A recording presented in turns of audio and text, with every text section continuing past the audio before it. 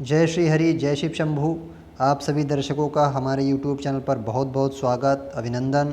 जैसा कि आपने वीडियो के थंबनेल में देखा ही होगा कि ये वीडियो समर्पित है कांवड़ यात्रा को लेकर के। देखिए, कांवड़ यात्रा के प्रति जो भी भ्रांतियाँ हैं, भ्रम हैं, शिव जी के बारे में जो भ्रांतियाँ, भ्रम हैं, कांवड़ की शुरुआत कहाँ से हुई, कांवड़ का इतिहास क्या है, कांवड़ यात्रा के दौरान किन सावधानियों को बरतना चाहिए, कौन से कार्य कांवड़ यात्रा के दौरान करने से उल्टा हमारा नुकसान हो जाता है, शिव जी तो प्रसन्न नहीं होते हैं, उल्टे और हमारे काम बनना जो है बंद हो जाते हैं, हमें तमाम प्रकार की समस्याएं आती हैं, शारीरिक, मानसिक या आर्थिक रूप से। तो ऐसी सभी चीज़ों पर आज विस्तार से चर्चा करेंगे। देखिए, सबसे पहले आप एक शिव के भक्त हैं और आप कांवड़ यात्रा के बारे में जानना चाहते हैं, तो सबसे पहले हम कांवड़ यात्रा के इतिहास को जानेंगे। देखिए, सागर मंथन, जैसा कि आप लोगों को विदित है, जब सागर मंथन हुआ था उस समय हलाहल विष निकला था और सभी देवता जिस समय पीछे हट गए थे उस समय भगवान शिव ने उसको अपने कंठ में धारण किया था। अच्छा, कंठ में धारण करने के बाद हुआ क्या कि उस विष की नकारात्मक ऊर्जा उत्पन्न होने लगी। तो उस नकारात्मक ऊर्जा जो उत्पन्न हो रही थी उसको दूर करने के लिए त्रेता युग में रावण ने कांवड़ का उपयोग करके गंगा जी का जल लाकर पुरा महादेव मंदिर में, जो शिव जी का मंदिर है, वहाँ पर उनके शिवलिंग पर जलाभिषेक किया, जिससे उस समय उनके कंठ की नकारात्मक ऊर्जा में कमी आई। तो कुछ विद्वान ये मानते हैं कि रावण से कांवड़ यात्रा की शुरुआत हुई, जबकि कुछ विद्वान ये मानते हैं कि भगवान परशुराम, जिनका वो मंदिर था पुरा महादेव का, उन्होंने ही इसकी शुरुआत की। कुछ श्रवण कुमार को पहला कांवड़िया मानते हैं, कुछ राम जी को पहला कांवड़िया मानते हैं, कुछ मानते हैं कि देवताओं ने सभी ने मिलकर सबसे पहली कांवड़ यात्रा की थी, कांवड़ पर जल चढ़ाया था कांवड़ ले जाकर। तो अलग अलग मान्यताएं, लेकिन सबसे जो प्रचलित मान्यता है वो रावण के बारे में दी गई है। अच्छा, अब आते हैं इसका सामाजिक महत्व क्या है। देखिए, सामाजिक महत्व भी इसका है जल संचय का। देखिए, वहाँ पे ये बताया जा रहा है कि जब बोला जाता है कि सूखे जो एरियाज़ हैं हमारे, जो जहाँ पर जल नहीं मिलता था, परेशानियाँ होती थी, वहाँ पर कांवड़ के द्वारा जल को संचित करके ऐसे स्थानों पर शिवलिंग स्थापित करके और वहाँ पर जल चढ़ाया जाता था। ये कुछ विद्वानों की मान्यता है, ये मेरी अपनी मान्यता नहीं है, लेकिन जो विद्वानों की मान्यता मुझे अच्छी लगी, मैंने आपको बताना उचित समझा। तो वो क्या करते थे, जिन जगहों पर जल की कमी होती थी, अभाव होता था या सूखे क्षेत्र होते थे, वहाँ पर वो शिवलिंग को स्थापित करते थे और दूर देश से, नदियों से, दूर प्रदेशों से, दूर के दराज के क्षेत्रों से लोग अपनी कांवड़ में जल भर के आते थे और शिवलिंग पर अभिषेक करते थे। शिवलिंग के थ्रू वो तालाब में इकट्ठा होता था नीचे और तालाब भरण पोषण करता था उस पूरे एरिया के लोगों का। तो ये महत्व माना जाता है कई विद्वानों के द्वारा। मुझे भी ये बात बिल्कुल सही लगी कि इसमें जल संचय का महत्व छुपा हुआ है। भगवान शिव आपसे तभी प्रसन्न होंगे जब आप जल संचय को समझेंगे। दूसरी बात क्या है, अब आते हैं भाई हम कांवड़ यात्रा में गलतियां क्या करते हैं, जो हमारा मुख्य मुद्दा है। देखिए, सनातन वैदिक धर्म का होने के नाते मैं खुद भी इसका पालन करता हूँ, आपको भी ये बोलूँगा, कुछ चीज़ों का बिल्कुल आप अवॉइड करें। अगर आप अपनी साधना में इन चीज़ों को शामिल करेंगे, शिव जी प्रसन्न होना तो दूर, ऐसा ना हो आपको शिव जी का कोप भाजन बनना पड़ जाए। हालांकि वो महादेव हैं, बहुत भोले बाबा हैं, बहुत भोले हैं, लेकिन अगर आप गलतियों पे गलतियां करेंगे तो पिता कितना भी अच्छा हो, दंड जरूर देता है संतान को सुधारने के लिए। तो सबसे पहली बात ये समझिए, आपको कांवड़ यात्रा के दौरान शराब, भांग, चिलम, हुक्का, हुलास ये सब नहीं करना है। अगर आप ये सब करके यात्रा कर रहे हैं तो आप महापाप के भागी बन रहे हैं। दूसरी बात, आप हुड़दंग मचाने का काम ना करें। शिव जी की साधना साधक जो करता है उसके अंदर शांति का वास होना चाहिए। आप ऋषि मार्कंडे की कथा पढ़िए, कितने महान ऋषि हुए हैं, भगवान शिव के उपासक थे। तो सबसे पहले आपको हुड़दंग से बचना है।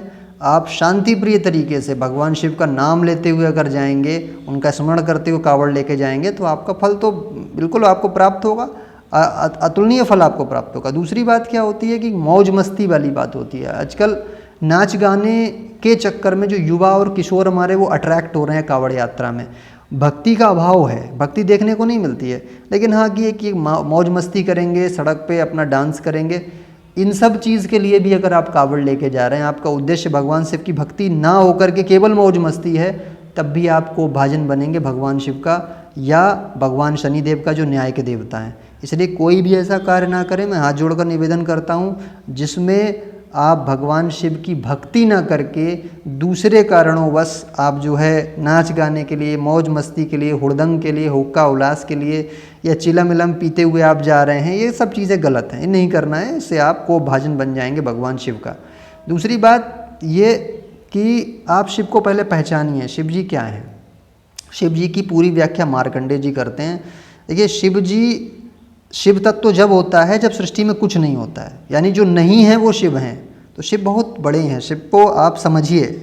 दूसरी बात यह है कि कुछ लोग आपत्ति करते हैं कि आप जल की बर्बादी करते हैं, दूध की बर्बादी करते हैं, शिवलिंग पे चढ़ाते हैं, ये सब चीज़ें। इसका भी आज आंसर देते हैं। देखिए एक पिता होता है, वो जीवन पर्यंत अपने बच्चे को रोटी, कपड़ा, मकान, भवन, भूमि और वाहन, उसके बाद चिकित्सा, शिक्षा, सब कुछ प्रदान करता है। अब बड़ा होकर बेटा अगर कुछ कमाने लगे और उसमें एक जोड़ी कपड़े अपने पिता को गिफ्ट कर दे, भेंट कर दे, तो क्या उसका ऋण उतर जाएगा? नहीं, वो पुत्र अपने पिता के लिए आभार प्रकट कर रहा है, अपने पिता को वो ये दर्शा रहा है, उसकी एक श्रद्धा है। उसी तरीके से हम लोग हैं, हम भगवान शिव से सब कुछ प्राप्त करते हैं जीवन यापन के लिए अपने, और बदले में उनको हम अगर एक लोटा जल उन पर चढ़ा देते हैं, एक लोटा दूध अगर चढ़ा देते हैं, तो ये वो है कि मैंने प्रभु आपकी ही कृपा से जो कमाया है, मैं उसका आभार व्यक्त कर रहा हूँ, मैं आपको अपनी कमाई के कुछ अंश में से अर्पित कर रहा हूँ। ये एक भाव होता है, जैसे एक संतान अपने पिता के प्रति करता है। ऋण नहीं उतार सकता कोई भी पुत्र अपने पिता का, कभी भी ऋण नहीं उतार सकता। उसी तरीके से हम भी भगवान शिव का कोई ऋण नहीं उतार सकते। दूसरी बात कांवड़ यात्रा के बारे में बोली जाती है। भैया शिव जी ने हम लोगों के लिए हलाल विष ग्रहण किया था। अगर उस समय शिव जी हलाल विष ग्रहण नहीं करते तो सृष्टि में कोई भी जीव जंतु जिंदा नहीं रहता और आगे कभी सृष्टि चलती नहीं, आगे कोई जन्म नहीं ले सकता था। तो उन्होंने मानव कल्याण के लिए, हम लोगों के कल्याण के लिए हलाल विष को ग्रहण किया। पीड़ा से ही उन्होंने, नकारात्मक ऊर्जा उससे उत्पन्न हुई थी, तो उसके शमन के लिए जो कांवड़ यात्रा में जल चढ़ाया जाता है, भगवान शिव का जलाभिषेक किया जाता है, तो उस नकारात्मक ऊर्जा को कम करने के लिए ऐसी मान्यता है कि रावण ने वो किया था कार्य, और वो परंपरा तब से चली आ रही है। तो भैया इस परंपरा को इस तरीके से निभाइए कि वो हमारे पिता हैं, हम उनके पुत्र हैं, और हम उनके लिए एक आभार व्यक्त करने जा रहे हैं। उन्होंने हमारे कल्याण के लिए, हमारी रक्षा के लिए जो हलाहल विष धारण किया था, हम उसके कृतज्ञ हैं, हम उस उपकार के ऋणी हैं। इसलिए हम भगवान शिव का शुक्रिया अदा कर रहे हैं, धन्यवाद कर रहे हैं, उनका आभार व्यक्त कर रहे हैं। तो इस भाव के साथ आपको भगवान शिव की भक्ति में कांवड़ यात्रा में जाना है। और इसी शुभ कामना के साथ और इसी जो है अंतिम वक्तव्य के साथ मैं अपने शब्दों को विराम दे रहा हूँ।